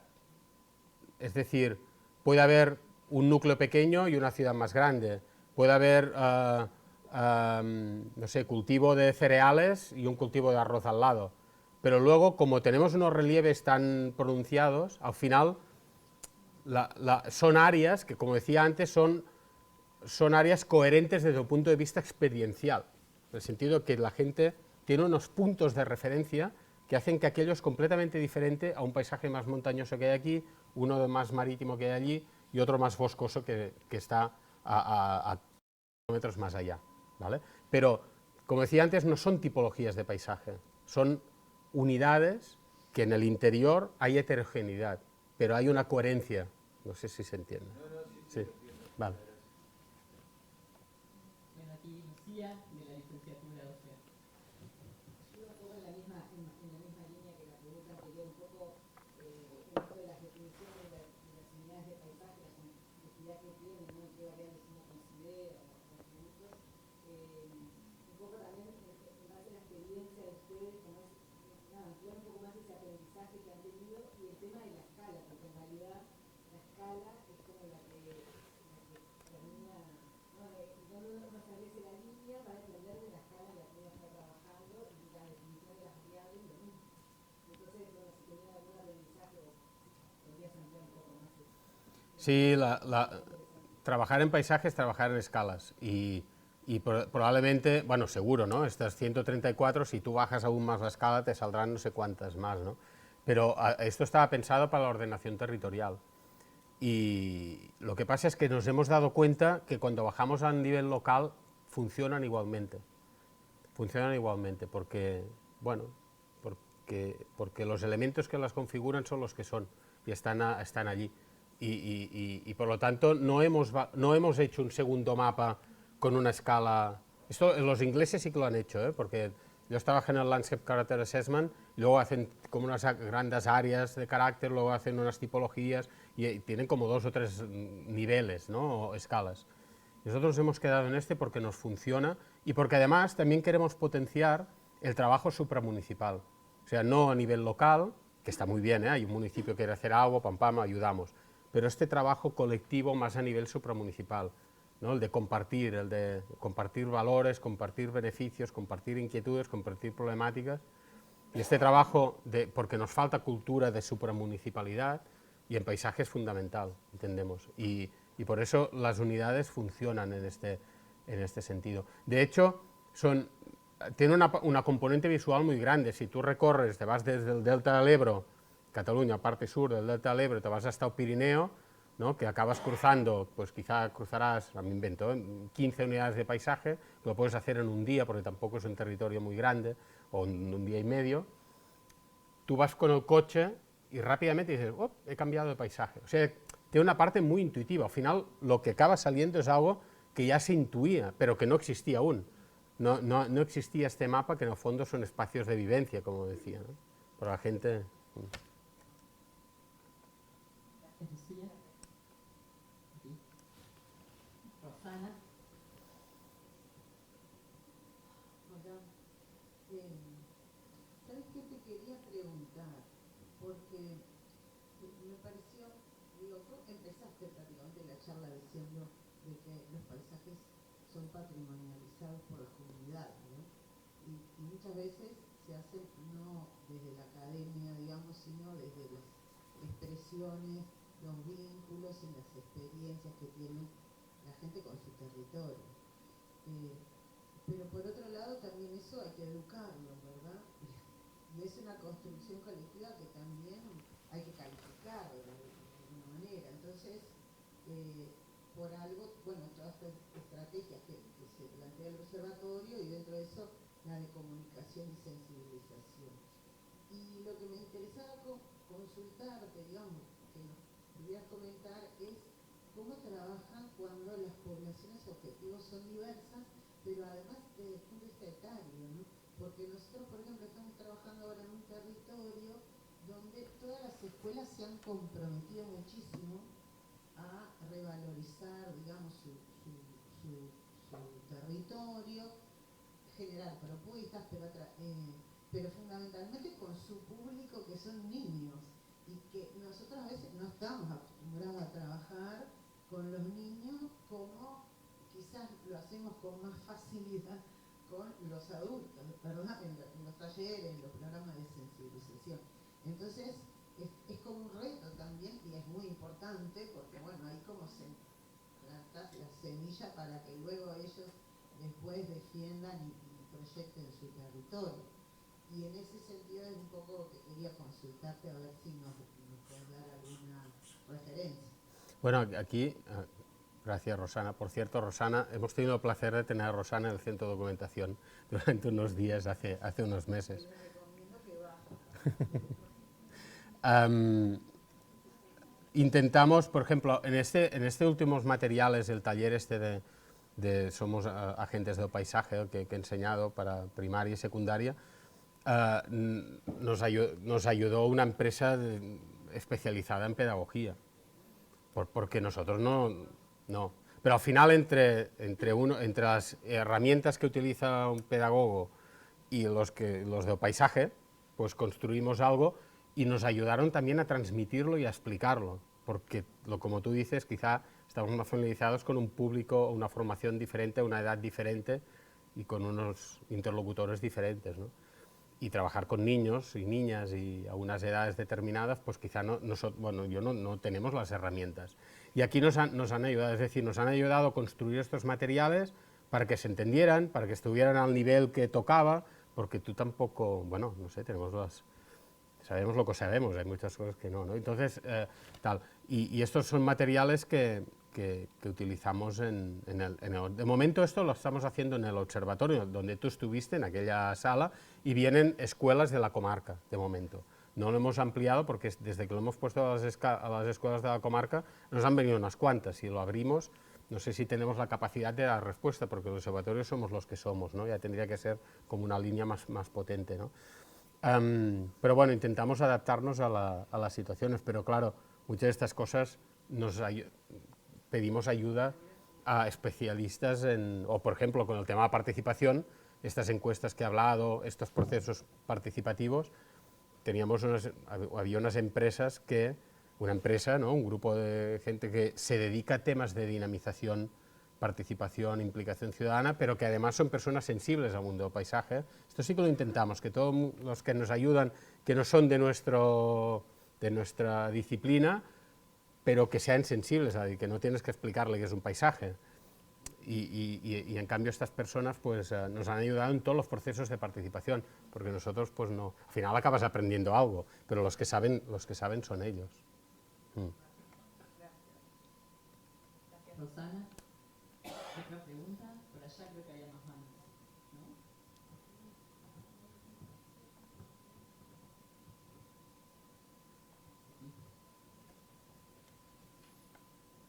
Bueno, le damos la palabra a Juan.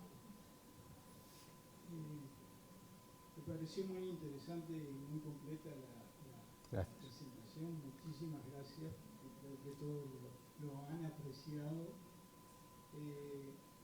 Pero quería algo que empezaste planteando, quería ver si podías profundizar cómo es el observatorio, es decir, su estructura institucional, de quién depende, cómo depende, qué articulación tiene con, hablaste mucho de vínculos, ¿no? De vínculos con otros grupos, que me parece que fue clarísimo, esos vínculos cómo se generan a través de espacios universitarios, de colaboración, son colaborativos, has insistido mucho con lo colaborativo en estos días, cómo se generan esas sinergias, ¿no? Son sinergias de colaboración con universidades, con otros espacios académicos, cómo interviene la investigación, que indudablemente el observatorio necesita hacer para poder desarrollar su trabajo.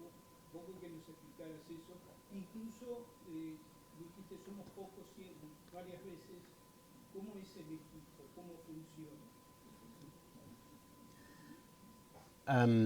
A ver, el observatorio es un consorcio, que no sé si existe aquí la figura de consorcio pues un consorcio, por lo tanto es algo que se cree público. público.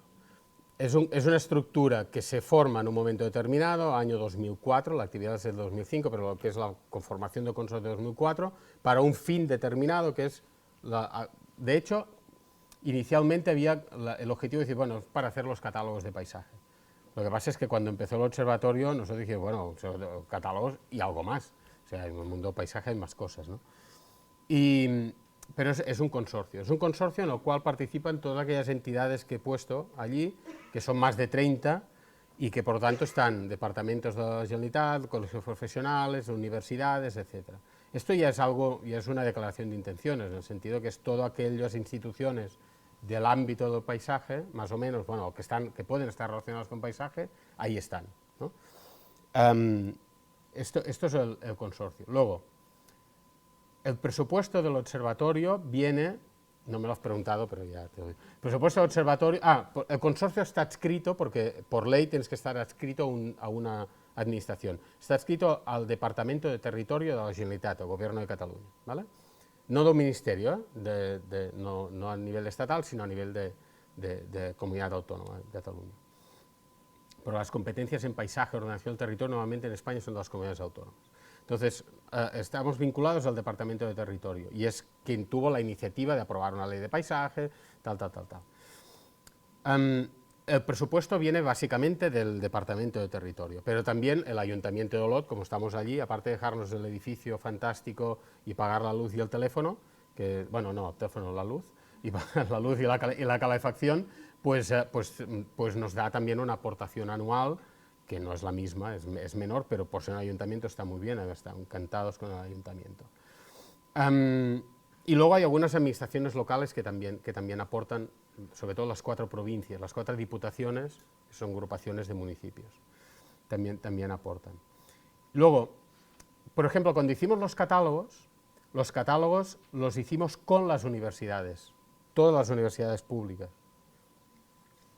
Y esto fueron convenios. Es decir, nosotros coordinábamos y lo que hacíamos era los arquitectos, paisajistas de la UPC con los geógrafos de Girona, de la Universidad de Girona, por ejemplo, para hacer este catálogo, otro catálogo. Entonces juntábamos 2 disciplinas, 2 centros de investigación diferentes, miradas complementarias, pero a veces ¿no? Y hicimos el catálogo de Girona, ¿no?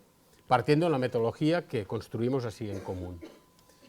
Por lo tanto, los catálogos son hechos, realizados por las universidades, coordinados por el observatorio, y esto es un ejemplo de esta colaboración entre observatorio y universidades y grupos de investigación, que permitió, pues, bueno, que salieran cosas nuevas, ¿no? Ir mejorando. El último catálogo no, desde el gobierno, así como los primeros se apostó por hacerlo con las universidades, en el último se dijo, bueno, no, lo hacemos desde el propio observatorio porque, bueno. Esto es pero luego, por ejemplo, cuando hacemos, yo qué sé, el trabajo de enogastronomía, esto viene de la Dirección General de Turismo del Gobierno, del Departamento de Empresa, Dirección General de Turismo, que forma parte del Consejo Rector del Observatorio, del consorcio, y por lo tanto que hay un vínculo. Es decir, ellos dicen, oye, el paisaje es un recurso para el turismo. ¿Cómo podemos buscar modelos turísticos que aporten valor al paisaje, que sean respetuosos con el paisaje? Y entonces es una colaboración que llevamos con ellos, pero que también, para realizar estos trabajos, tanto el de carreteras como el de enogastronomía, etcétera, nos ayudamos en algún caso, algunos profesores universitarios, tal. Es decir, que siempre buscamos estas cuestiones. Con colegios profesionales hemos montado seminarios, ¿no? Y también funcionamos mucho que son estos entes que a veces nos proponen temas. Es decir, no siempre somos nosotros que decimos, pues vamos a trabajar la cartografía, vamos a trabajar las periferias, vamos a trabajar los colores. No, a veces es que esto es lo bonito, ¿no? Creo que es lo interesante, ¿no? Que te dice, hey, ¿por qué no tratáis este tema? Bueno, lo valoramos y pues sí, ¿no? Es un tema que te preocupa a ti, que eres miembro del Consejo Rector, por lo tanto también nos preocupará a nosotros. Y estos son los vínculos que vamos trazando a la hora de colaborar. Otra cosa ya es el mundo local, y asociaciones y tal, que estoy en trabajos determinados, que ayudamos mucho a procesos a nivel local. Pero a nivel institucional, no sé si te he respondido bien, es esto. por eso al final somos 6, bueno, 7, 6 y medio, porque hay una media jornada. Somos 6 y medio, pero luego orbita mucha gente, porque si no sería imposible hacer esto. Orbita, o sea, detrás de la ilusión y la dedicación y la energía de 6 personas y medio durante 19 años, también hay muchas otras personas que están orbitando, colaborando, y creo que el observatorio tiene que tener esta función de hacer jugar, ¿no? O de colaborar, de cooperar porque si no sería algo cerrado, sería algo tal. Y nosotros, claro, no somos una empresa, no somos una consultora, es un organismo público. Es decir, que para muchos de estos proyectos lo que hacemos es esto, es decir, hay tal tema y es de interés público, Consejo Rector ve qué tal, vale, pues buscamos las personas que nos pueden ayudar, pero se hace con el presupuesto que puede haber por este trabajo son para las personas que nos ayudan. Nosotros no tenemos o sea, como observatorio no hay un beneficio. Beneficios, este documento que se ha generado, que estará colgado, que va a servir luego por un consejo comarcal, por lo que sea, ¿no? Pero esto es un poco somos un servicio público nosotros, intentamos hacer interactuar actores diversos, arquitectos, geógrafos, diferentes disciplinas, asociaciones, etc.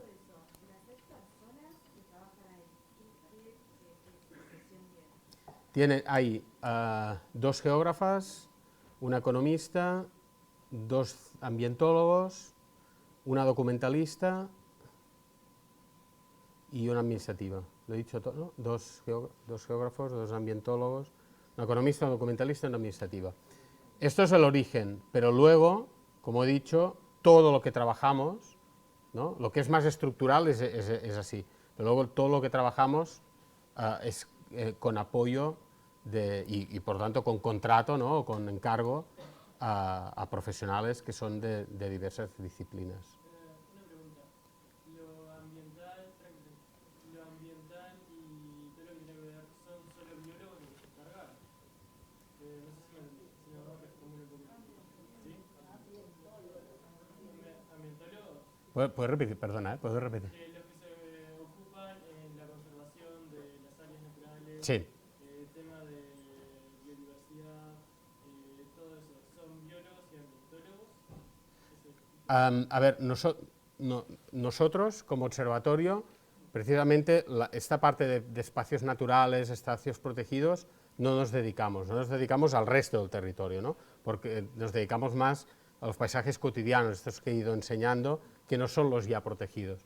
Los ya protegidos tienen sus órganos de gestión, hay una Dirección General de Medio Natural o un departamento, bueno, se llama así, pero un departamento de medio ambiente, etcétera, que es el que se encarga, o de sostenibilidad, que es el que se encarga de las políticas de protección de la naturaleza, biodiversidad, etcétera. Y en estas sí que normalmente hay biólogos, ecólogos que están detrás de estas políticas. Pero en esta dimensión también hay otras disciplinas, pero históricamente, ¿no? Se ha tratado mucho desde la biología, desde la ecología, etcétera. Sí, y luego, pero nosotros no trabajamos tanto aquí, cuando nos piden algo, pues lo trabajamos conjuntamente.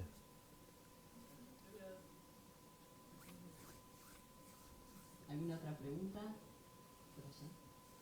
Doy el micrófono porque así se escucha mejor, si no desde lejos no se escucha bien.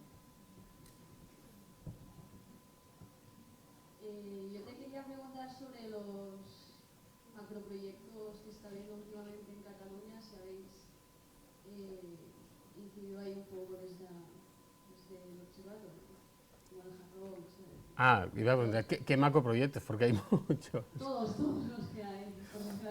Nosotros incidimos cuando nos preguntan y cuando nos lo piden, ¿no?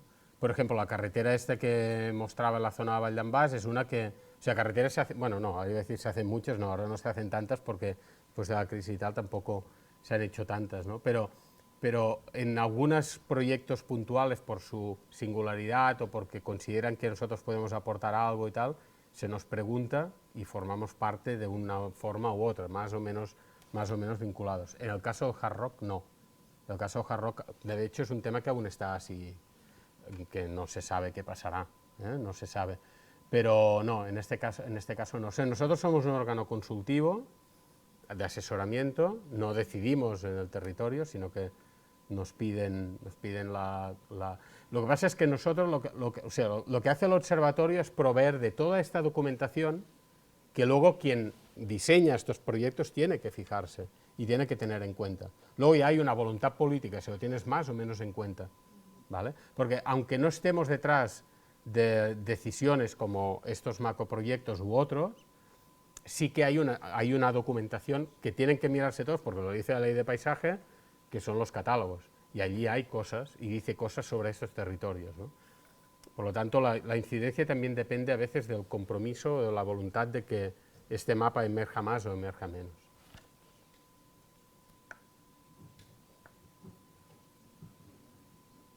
Bueno, gracias. ¿Alguna otra pregunta, comentario? ¿Pueden levantar la mano? ¿Allá?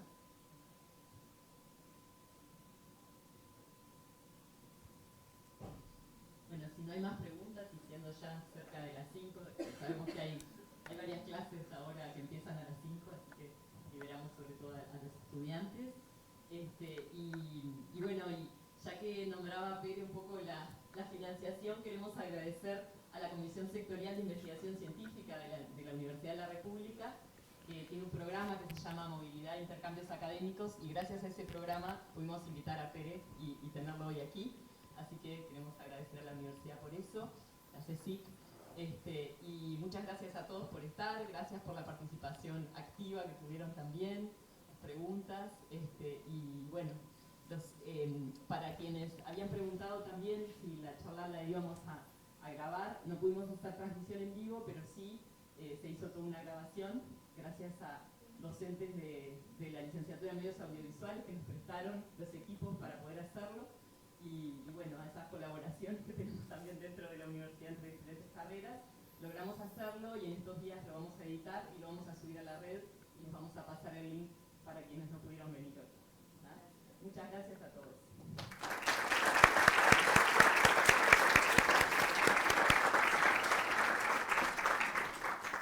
Muy bien.